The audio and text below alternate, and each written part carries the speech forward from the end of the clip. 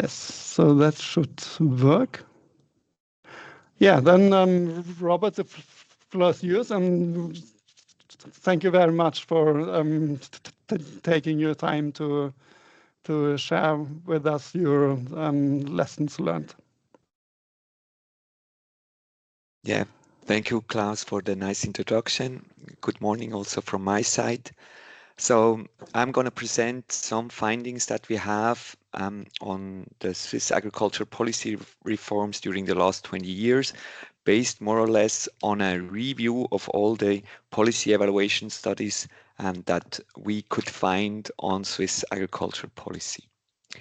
And uh, first, I would like just to give some input or some background to the Swiss agricultural production system, because I think that's important to then also see how the policy implications are meant afterwards. So Switzerland has about 50,000 farms, and the average farm size is about 22 hectares. We still have 150,000 workers approximately, and a gross value added of 5 billion Swiss francs. And the percentage numbers here, I think, are very important, because you already see from here that the number of workers is much higher in percentage than actually what the gross value added is. So this structurally per se means that we have an income problem in agricultural production. The sectoral income is about 3 billion. This is also important because you will see that the governmental payments are actually about the same size. And we have an average net self-sufficiency, meaning in the domestic production versus domestic consumption is about 50%. So we import 50% of the food we are consuming. Area-wise, it's that Switzerland has 60% of permanent grassland. So of approximately 1 million hectares, it's more or less 600,000 hectares. And within the cropland, we still have a lot of rotational grassland and of cropland for fodder crops. So our production is more or less 85% is used for dairy meat production. And the second point that is important in this context is also that we have quite a diverse type of landscape. So we have plain regions, which are much more productive than hilly regions and mountain regions. And the challenges we have in Switzerland are, for at least I would like to mention 5 important points here. The first one is that we have a relative small scale production compared to other regions in Europe, and thus high production cost and overall low competitiveness. It might not be the case for Le Gruyère, the most famous cheese from Switzerland, but for the total production, we still are not very competitive. And as I already mentioned, we have relatively low farmer incomes, especially in farmer incomes compared to Swiss standards. And on the other hand, we have a very intensive production. So we have a nitrogen surplus of more than 80,000 tons per year, which I mean, there's a spatial distribution, but this means that 20% of the nitrogen comes actually from the air and should not be fertilized in addition. So this is really a huge problem. And this, of course, causes also high pressure on biodiversity. And also we have relevant contribution to greenhouse gas emissions or herbicide use and all these stuff that is very important. So the environmental challenges are very important. And one point that I also wanted to mention is that in Switzerland we have these public these plebiscites. So any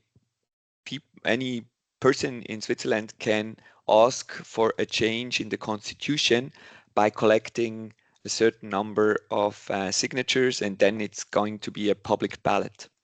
And what we see in Switzerland is that we had over the last, let's say, 10 years, 8 of these popular initiatives in Switzerland. And you see here the different topics that we had. So no speculation with commodities, ecological standards for imports, increase of state aid to farmers. We had an initiative on horn cows so that we pay farmers for having cows with horns, direct payments for not using pesticides, a pesticide ban, higher animal welfare standards, biodiversity payments should have been increased. And all these popular initiatives were all rejected. But nevertheless, they somehow are let's say a barometer for changes in social preferences. And this is very important because in the end, through the political process, they are still somehow influencing what is happening in Swiss agriculture policy. And this is also, I think, one important aspect why Switzerland has these reforms and a bit more of these environmental aspects in their policy, in their agriculture policy. And so you also see that in the now upcoming 2 years, we have 2 more. So essentially, every second year we have a public ballot on agriculture in Switzerland. But the current background is that we have this multifunctionality as a key argument in our constitution. So this is set out, and we have the goals of Swiss agriculture policies are to provide the population with foodstuff. We have the conservation of natural resources and the upkeep of the countryside. And we have decentralized population settlement of the country as clear goals of the policy. So this is on the highest legal level. And of course, for Switzerland, it's also important to see that we have these traditions. I think that's very similar to Norway. And farmers are a strong lobbying group within Swiss politics. So here you see an overview. You have here just the 3 main goals, so that I just mentioned. So the natural resources, the upkeep of the countryside, reliable foodstuff, and decentralization. And we have in general 4 categories of policies that are supporting this. So we have market regulation in production, structural support, so supporting the investments of farmers, direct payments for area. These are, most of them are area-based payments, some of them with an ecological background, but not all. And we have input regulation. And then you see also the set of indicators that we have in Switzerland that we want to achieve with that. And I just wanted to quickly also give a short overview or a short comparison of how this compares to Norway, because I think that that's also important for then understanding the context of our implications. So what you can see here is that Norway and Switzerland are quite similar with respect to the overall protection. And the main difference lies in the policy instruments used. And here we have these indicator of the OECD, the producer support estimate, which says essentially how much of the farmer's income is from any kind of public support, whether this is border protection or any other kind of support. And what you see is that overall Switzerland and Norway had very high protection. They decreased that, so in both countries, to approximately 50%. And the difference here is that what you see here in green is a bit more into these environmental aspects in Switzerland compared to what we can observe in Norway, where a lot of the support is still blue and red, which is based on the OECD's assessment of these policies, not really very efficient. And here you see another graph that shows the overview of all the things, and I don't want you to go run you through all the different instruments, but I just wanted to show that our direct payments, so this pillar here, this is very important, and this is 2.6 billion Swiss francs per year. And remember, the total farm income is 3 billion. So we are essentially supporting the farmers with direct payments as much as they earn. And you have here a second pillar with the market regulation and production, which is the blue part of the producer support estimate. And also here we have quite a high level of support, which then in the end means that we pay, it's very heterogeneous across farms, but essentially we pay more than 100,000 Swiss francs per farm. So this is approximately, so the euro is I think 0.9, so more than 100,000 euros per farm per year. So this shows that there's a huge support in Switzerland. And the policy instruments we have now, beyond the direct payments that I just mentioned here, which are here that we pay farmers based on this concept of pillars, where we have the payment types associated with the goals in the constitution. So remember, we had this protection of the cultural landscapes, and then the payments are also labeled as cultural landscape subsidies. And we had the reliable food provision, so that the direct payments are labeled food supply payments. We have biodiversity subsidies, landscape quality subsidies, and some production subsidies, like, for example, grass-based feeding system are supported, or organic agriculture. And then on the other hand, we have on the milk production side, we have a free market with the European Union with cheese, but we have very high tariff rate quotas for meat and dairy products, all else, so not what is not cheese. And we have certain standards with respect to maximal herd size and so on. So what are the challenges that come from this type of policy, how we have it in Switzerland? So we have the border protection and the direct payments. They have quite a high income transfer effect. So what we see is that, okay, we have a very strict border protection except for cheese, but this really keeps prices up. And we have thus, we can steer, so to say, the income of the farmers quite good. And in recent years, farmers' income have always increased. However, the downside of that is, of course, there's a low efficiency, especially with respect to border protection. I mean, you get the price for the lowlands and the highlands, even though, I mean, there are huge differences, not only in cost, but also in production systems. So you are, not very targeted with your support. And it creates also, so to say, tensions between the markets, which create also rents, and the policy interests, which is a huge challenge for implementing efficient instruments. We do not meet our environmental targets. So that's even though we have these payments, we don't meet the targets we have. And we create at a certain level relatively high administrative burden. That's at least what the farmers also complain about. And we have high costs for consumer and taxpayers. So what are the policy implications for that? And from all the different studies we looked at, and there are actually 4 points.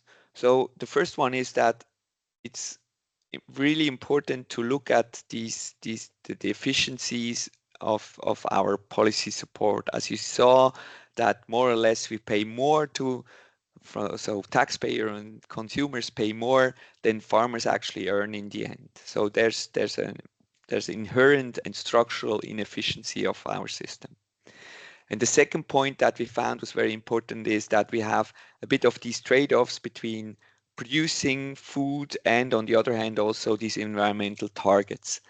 And the current system is not too coherent in that respect. So we pay also a lot of direct payments or market support for things that are questionable with respect to their public good characteristics. So one example here, for example, is that we upkeep a system where we produce sugar. So from the field to the final product, so across the whole value chain. And that's very expensive, several millions. And the end user of this sugar is Red Bull. So in the end, Switzerland with its policy is subsidizing Red Bull. The third point is that we have that we saw that cross-compliance measures where we lift the environmental requirements for all farms. This has quite a huge impact on the environmental outcomes of Swiss agriculture policy, and we think that this is an important entry point for improving our system. And the last point would be that supporting differentiation is something that we think is very important to increase this efficiency, but also to become more effective, so to meet also the targets we have. And here is just a figure that we also think is important that shows where this could go also in Switzerland for future reforms. And it shows these two aspects, whether the focus of the instrument is based on an input or an action, so supporting specific types of management, for example, on farms, or on results, whether we pay farmers for actually delivering biodiversity or reducing greenhouse gas emissions and so on and so forth. And the y-axis shows whether who has the discretion over the actions, whether this is the administration that tells you what to do, or on the farms. So where farmers can decide themselves how to manage, but they have to reach certain goals. And of course, it would be nice to go into that direction. So from here, where we are now, more into that direction where we really pay farmers for outcomes, and also support them with respect to their discretion over what they actually can do. So this is certainly an aspect that we try to support also, but policy processes are slow in this context. So what are the different things we think are important with respect, so coming from research? So we think that digitalization and increasing productivity are essential aspects with respect to the efficiency questions. We think that for coherence, concepts like feed no food or agroecology, and also including consumption patterns, so reducing meat and milk consumption also, are important aspects therein. So not only focusing on farmers' production, but also through the whole value chain up to the consumer. Environmental standards, so systems without pesticide or antibiotics, and the differentiations from these results-based payments to collective payments or tax and refund schemes. And you just see here a different scientific publication about these aspects. So with that, thank you very much for your attention and looking forward to your questions and the discussion. Thank you very much, Robert. This was a very, very interesting, relevant, and an important presentation. I just checked roughly the numbers on farm support per area, and I think for the Norwegian case, it would probably be 4 times higher than what you have in Switzerland. So if you say that Swiss farm policy is not efficient, I don't dare to say something about the Norwegian agricultural policy then. But let's open the discussion, and anybody who has a question, please raise your hand and ask. Yes, Björn Gunnar first. Yeah, just one question. Interesting presentation. Will it be possible to hire you for future presentations? Yes, anytime. Thank you.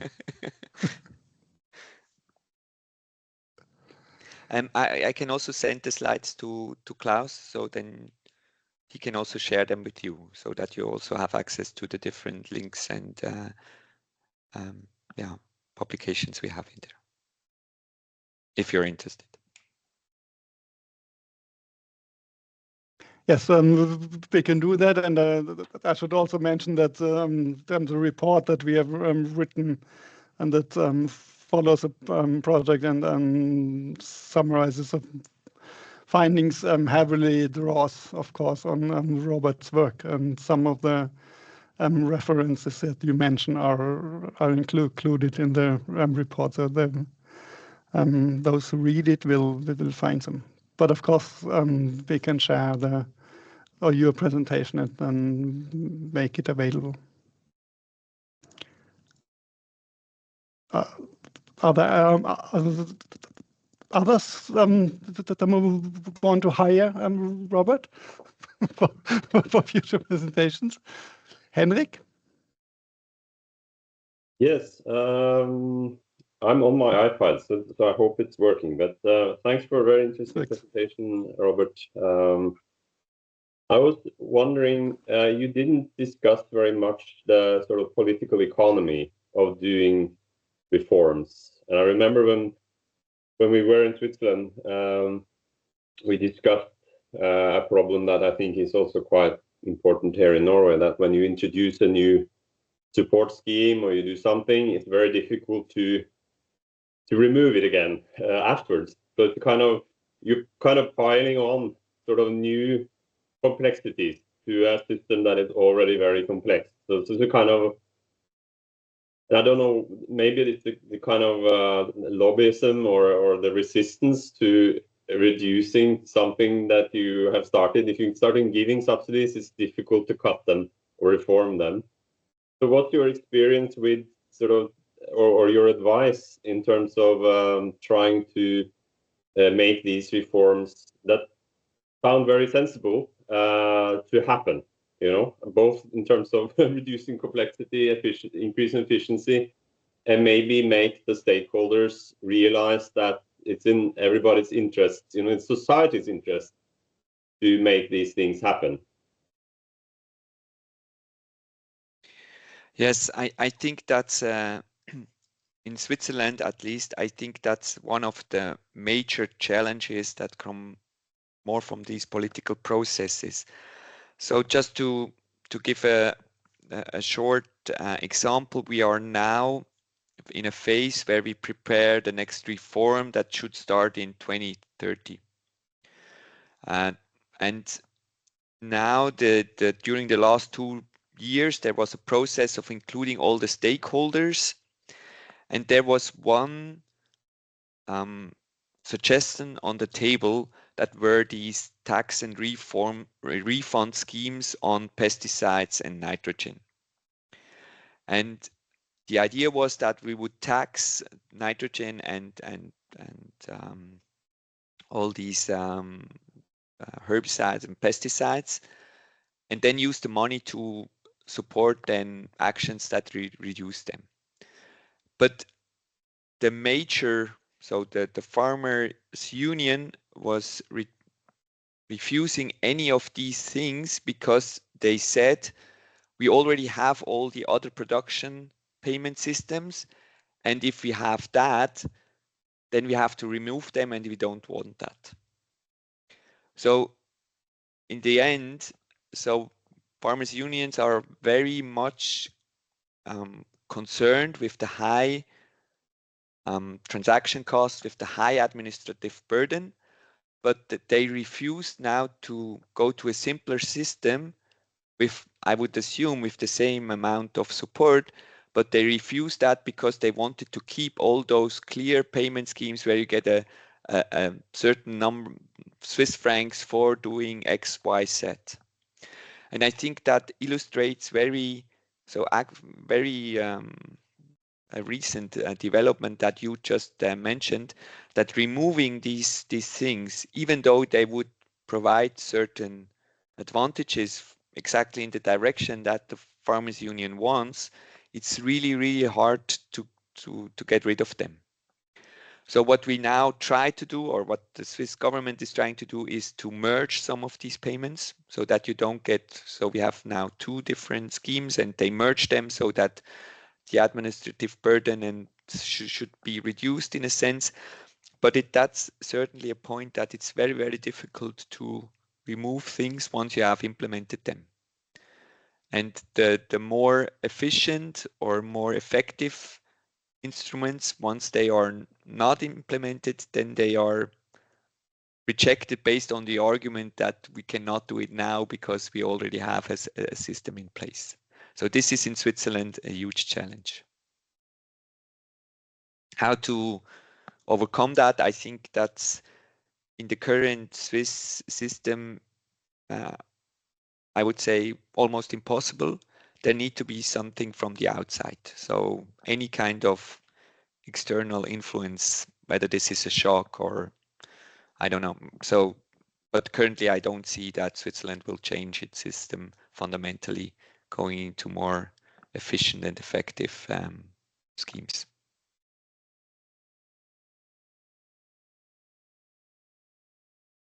Thank you very much, Robert. Are there other questions or comments? Yes, Ranvai. Thank you very much for your presentation. It was very interesting. When you're talking about moving on to more result-based schemes, and but that it, like you said, right now it's quite difficult to get the transition done. But are there any examples of measures that have been successfully implemented that are result-based? Yes, we have in this biodiversity program that we have in Switzerland, we have a results-based payment. That means that farmers are paid for having a certain amount of rare species on their extensive grasslands. So somebody comes to your farm and checks whether you have regionally sensitive plant species on your field, and then you get a top-on payment based on what you just get for the action-based, so for managing your grassland, so cutting after the 7th of June and no fertilization. But if you have then real rare species on your field, you actually get a top-on payment. So we have that, and I think that, or also the evaluations show that actually helps. So there's, I mean, then you have more biodiversity.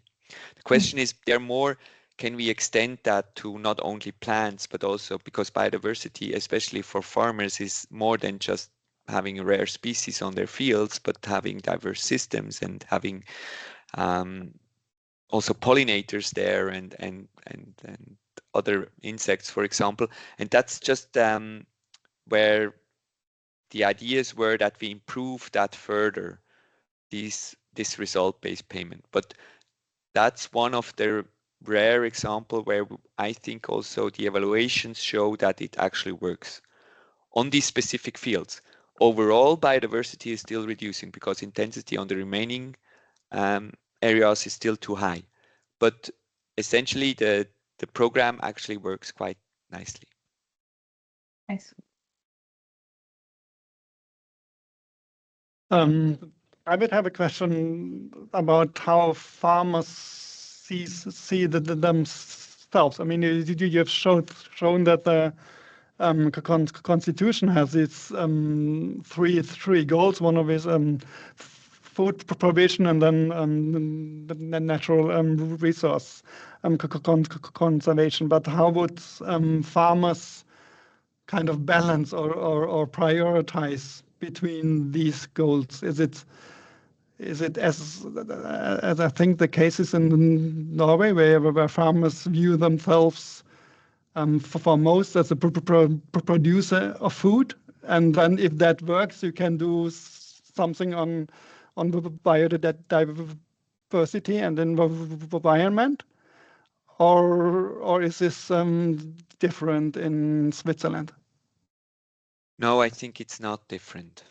I think it's very similar in that sense that farmers perceive themselves, and rightly so, I think, as a producer of commodities, right? And there's a strong movement on that farmers themselves think that all the environmental part has gone too much in the reforms we had until now. But the problem is that the numbers don't fit to their narrative. So we have maintained production. We still have, as you have seen, a lot of our support goes into production, but we miss the environmental targets by far. And so that's a bit the challenge here we have, that I think that the narrative is very convincing, but it's not really based on facts that we have. And I think there's a strong, I would say, divide also between farmers. So we have quite a larger part of organic farms, and we have also a farmer production organization group called IP, so integrated production, which are more, let's say, open to the environmental aspects of production. And these farms are at least growing. So the share is growing there, but the overall narrative, of course, remains. I mean, also also organic farmers want to produce. I don't say that they don't want to produce anymore, but the narrative may shift in the future a bit by these growing organizations that explicitly also say that environmental aspects must be considered when producing.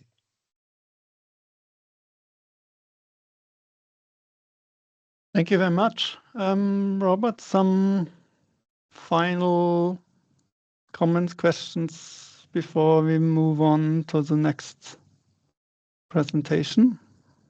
Well, if not, then thank you very much, Robert. We will, the presentation I'm going to give will be in Norwegian. You're welcome to stay, of course, if you want to, but I don't mind if you don't do it. But again, thank you very much, and we will keep in touch. Yeah, thanks for the opportunity. Bye. Bye. Skal vi se, da skal jeg dele den presentasjonen her. Skal vi se. Sånn, jeg tror dere skal kunne se det. Så det blir funn fra prosjektet som vi har i Ruralis. Det meg og Aminet og Lennart som dere ser, eller har sett. De er fortsatt med. Sammen med Menon, Henrik Lindhjem, som stilte spørsmål i stad, del av prosjektet, har vært med på det. Jeg skal si litt om prosjektet, litt om klima- og miljøtiltakene i Sveits som vi har undersøkt, og så de metodene vi har brukt, en spørreundersøkelse, altså kvantitative beregninger både på enkeltbruk og på sektornivå, og så til slutt noen anbefalinger som vi har gjort på bakgrunn av den analysen vi har gjort. Målet for prosjektet var det å foreslå konkrete virkemidler for norsk jordbruk basert på tiltak som vi fant i Sveits. Og det er en rapport som, tror ikke den ligger ut enda, men den skal legges ut i løpet av dagen. Så kan dere lese med der, fordi på den tiden vi har jeg ikke tid til å gå gjennom alt. Vi hadde veldig god hjelp av en brukergruppe bestående av både direktoratene, altså Landbruksdirektoratet, Miljødirektoratet, brukerorganisasjonen, bondelagene var med, og samvirkene også, så det var veldig, veldig bra at de stilte opp. Vi hadde 2 workshop i løpet av prosjektperioden, en for å identifisere noen tiltak først, og så regne litt på dem, og så på bakgrunn av det den andre workshopen hvor vi prøvde å identifisere det. så det på en måte oversikten som vi hadde tilgjengelig av tiltak som finnes i Sveits.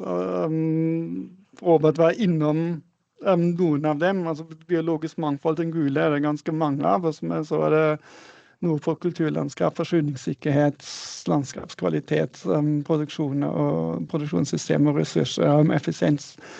I rapporten så har vi prøvd å beskrive alle de der, så dere kan, de som interessert kan lese mer om det i den rapporten.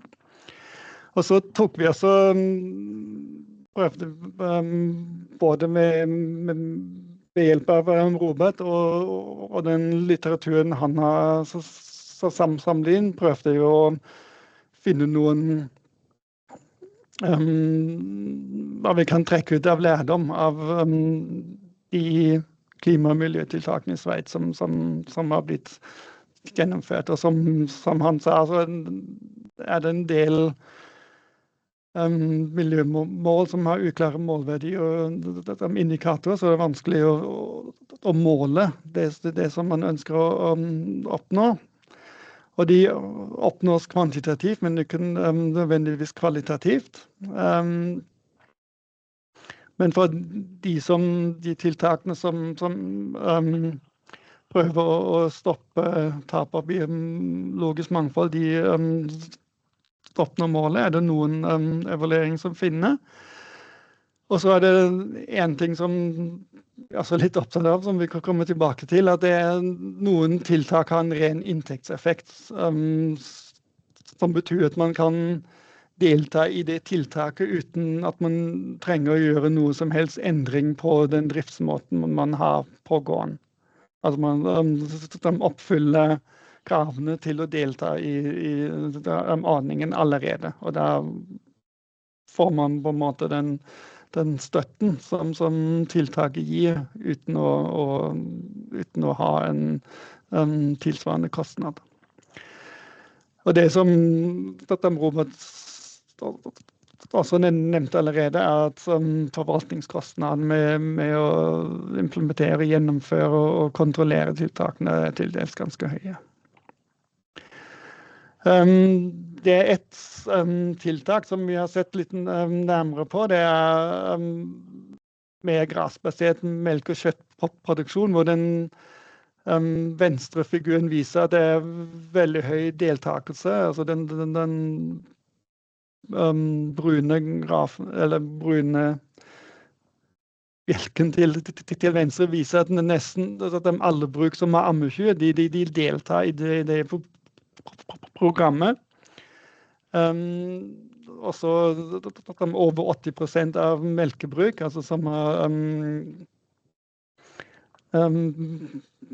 melkekyr, men det først og fremst de som har lav melkeytelse fra før, altså de som har, det viser den høyre figuren der, altså de som har over 9000 liter melkeytelse per ku, de deltar ikke, fordi for dem det for krevende å gå over til mer grasbasert melkeproduksjon.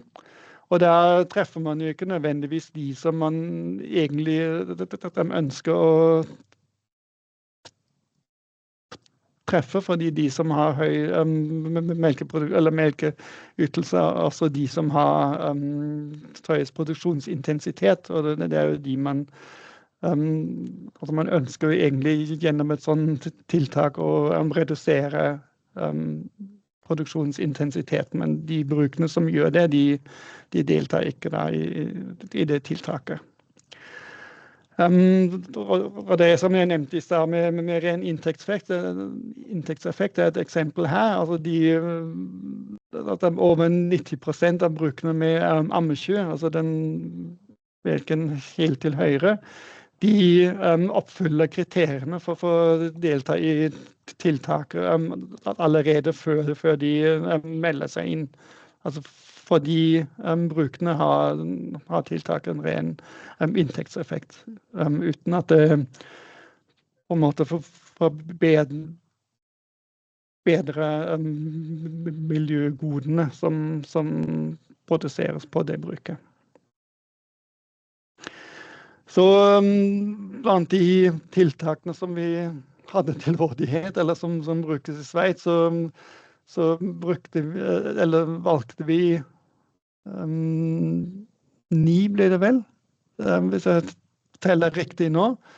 Noe fra biologisk mangfold, et på landskapskvalitet som dreier seg om reversering av gjengrodd areal, og noe på produksjonssystemet, effektiv bruk av nitrogen, lengre levetid for kyr, og det vistes da eksempel på grasbasert melkekjøttproduksjon. Når det står det effektiv bruk av nitrogen, så betyr det at brukene får lov å gjødsle bare 90% av det som da anbefalt i henhold til gjødselplan. Altså brukene har en gjødselplan, altså, som den norske bruk også har, og så settes en grense på 90% av den nitrogenmengden, og det skal da føre til at de 10% som man da ikke får lov å gjødsle, altså de 10% som gir på en måte mest miljøskade. Lengre levetid for kyr betyr at man får penger for å ha flere laktasjoner per melkeku enn før. Så det var litt om de tiltakene. De andre tiltakene er kanskje litt mer selvforklarende. Og så det med det Ranveig, du spurte om dette med resultatbasert. Det er det som står i den gule boksen helt nederst som nettverksbidrag. Altså det at man går sammen, og altså at flere bønder går sammen om et tiltak, sånn at man har en biomangfoldseffekt på et landskap i stedet for bare en teig eller et jordstykke.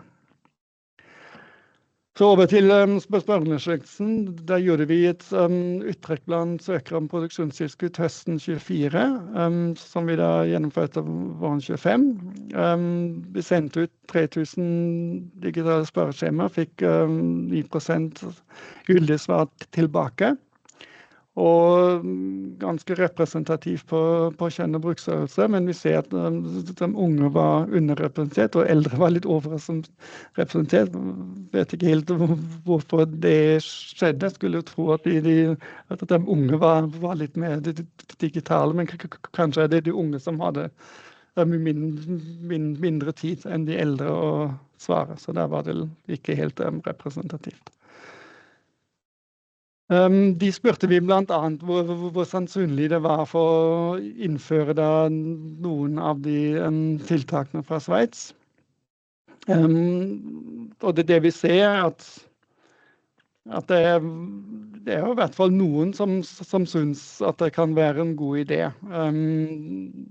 Effektiv bruk av nitrogen, altså det at man gjødsler litt mindre enn det som gjødselplanen tilsier, er det som har høyest oppslutning, men også mer grasbasert produksjon av kjøtt og melk, litt mer ekstensiv drift av eng og beite, og reversering av gjengrodd areal er noe som trekker.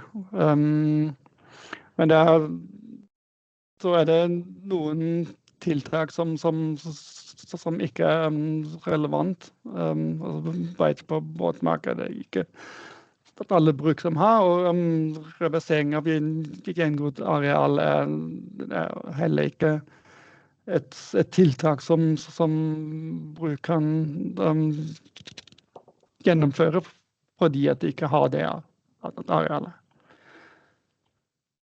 Vi så også litt på geografiske forskjeller og identifiserte noen regioner der bøndene er litt mer positive til å innføre tiltak. Altså dette med effektiv bruk av nitrogen er nok kornbøndene regner vi med, fordi det bøndene i areal- og kulturlandskapszone 1-3, de mer positive til det enn resten. Og i fjellregionen så det kanskje ikke overraskende, altså med grasbasert produksjon av kjøtt og melk og med ekstensiv drift av eng og beite noe som tiltak som treffer bøndene i fjellregionen mer enn bøndene ellers. Så har vi spurt eller når respondentene har krysset av at de ikke vil innføre tiltak, så har vi spurt hvorfor det, og gitt dem noen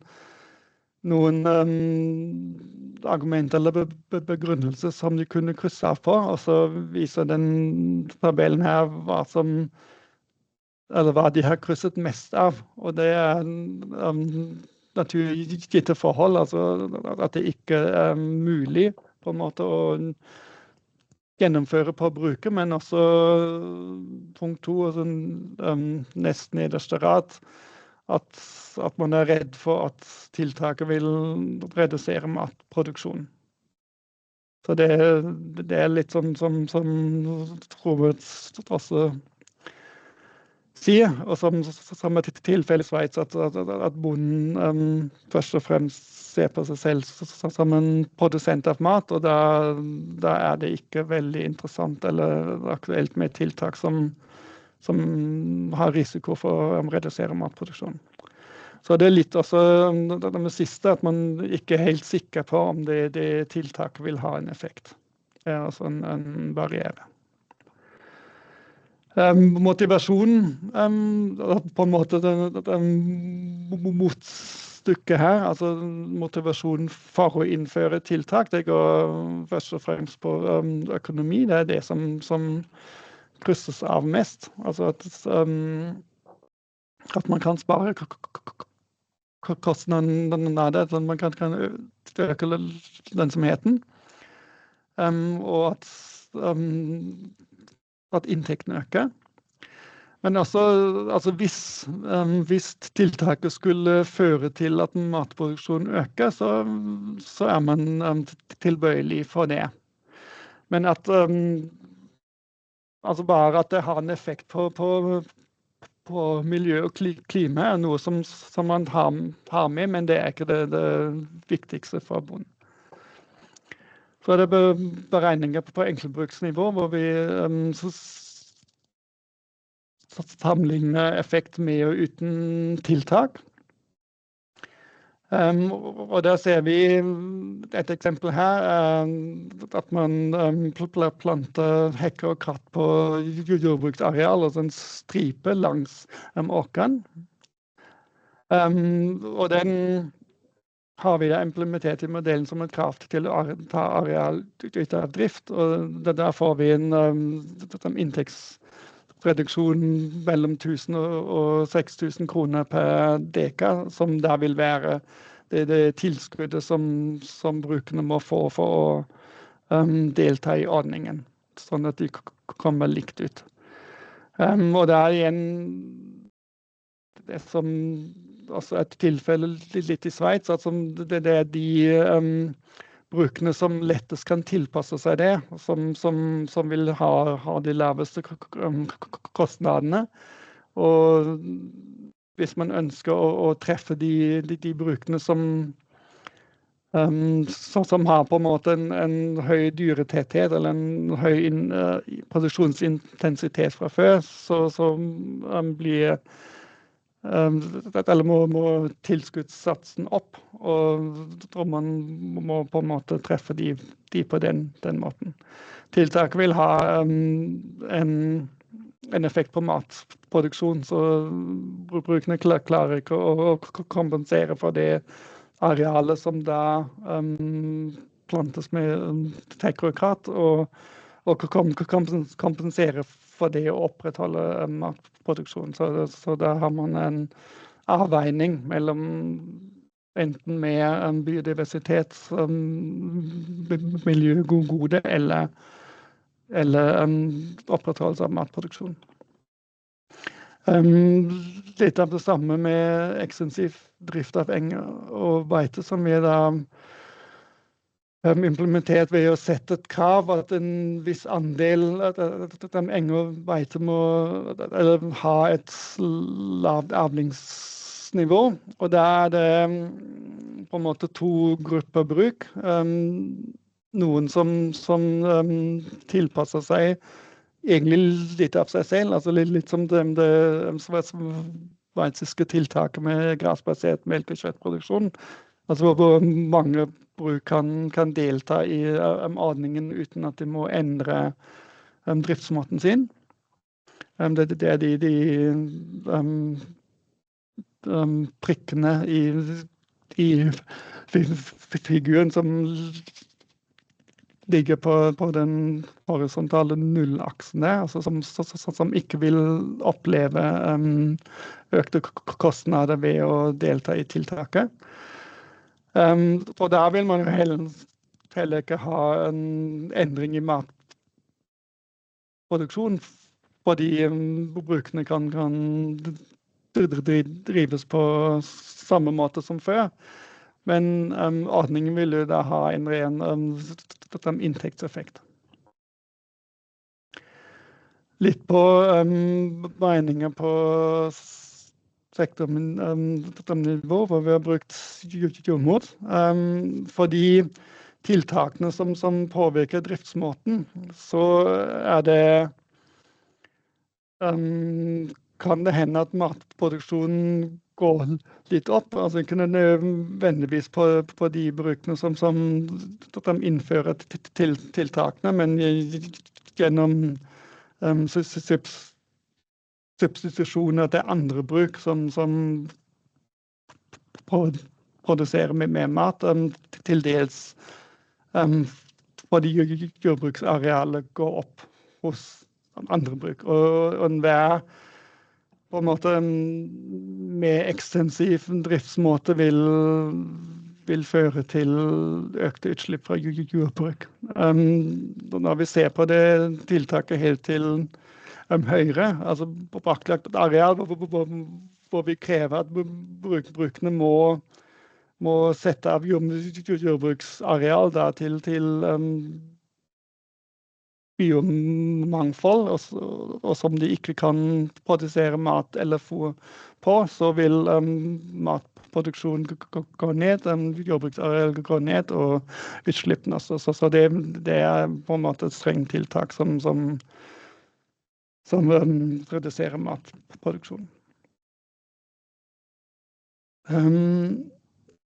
Der blir den siste plansjen, altså det de tre tiltakene som vi mener man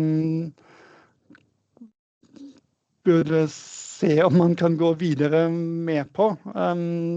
Det det med effektiv bruk av nitrogen, altså man får betalt for å gjødsle mindre enn det gjødselplanen anbefaler.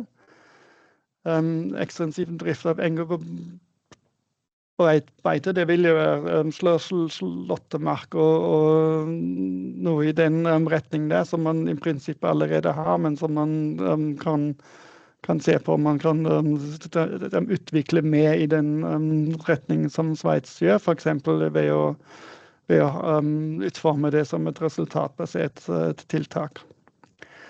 Og så til slutt det med å avsette noe jordbruksareal for å fremme biomangfold og andre miljøgoder, for eksempel ved å plante hekk og kratt på jordbruksareal.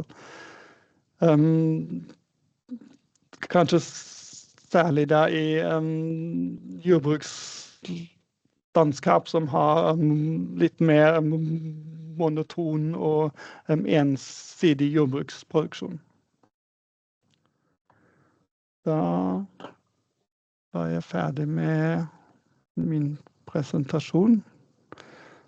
Vi har ikke så veldig god tid, men jeg tar gjerne spørsmål nå, og vi kan også eller fortsette diskusjonen på e-post, eller på andre måter her, men hvis noen har umiddelbare spørsmål, så tar jeg de gjerne.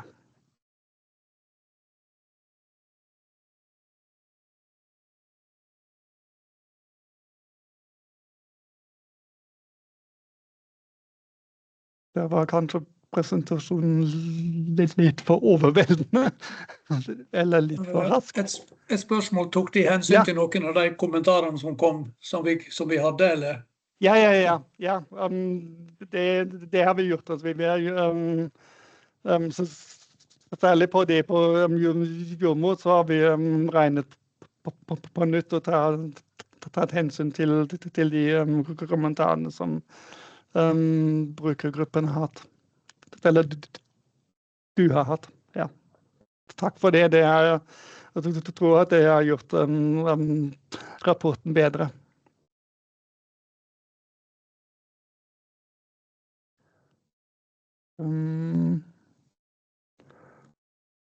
Andre spørsmål?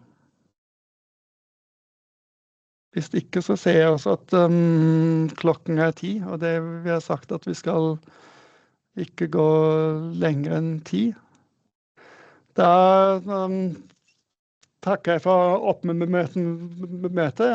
Takk også brukergruppen for å ha vært med på den reisen her. Det var veldig, veldig bra. Det var veldig nyttig det at dere var så engasjerte. Som sagt, så ja, Randvei. Ja, jeg tenkte bare måtte benytte anledningen til å si takk for fint møte, og takk for godt gjennomført prosjekt og levert rapport. Så det har vært veldig nyttig og fint for oss å nå ta med oss inn i ulike prosesser nå med rullering av miljøtilskudd her hjemme i Norge og med mer. Så takk for det. Tusen takk for det. Ja, som sagt, om rapporten legges ut. Jeg kan sende de som var med på møtet en lenke om det, og så gjør vi tilgjengelig den innspillingen av det møtet her. Tusen takk, og ha en fin dag videre. Ha det.